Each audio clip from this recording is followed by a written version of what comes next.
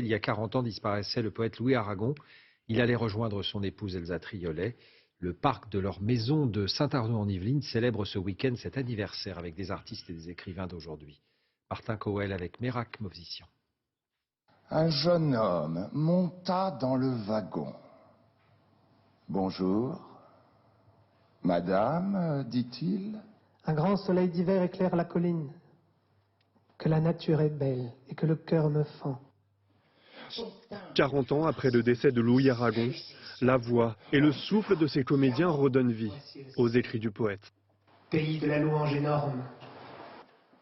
Il y a toujours un défi en tant qu'acteur de rencontrer des grands textes comme ceux d'Aragon. Il y a une musicalité à avoir et les vers d'Aragon sont parfois très fluides.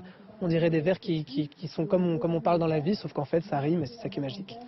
Dans les crins de son ancienne maison de Saint-Arnaud-en-Yvelines, l'œuvre de Louis Aragon est explorée depuis son enfance et jusqu'à ses derniers textes, en passant par toutes les étapes et tous les genres qui ont façonné sa vie d'homme et d'artiste. Vous faire d'autres cadeaux que ceux de cette lumière sombre. Il y a des textes politiques, il a écrit l'amour probablement comme personne et il y a eu des changements aussi dans sa vision et de l'amour et de son rapport au communisme. Je revois sur le pupitre du piano la chanson imprimée avec sa couverture ou une gravure.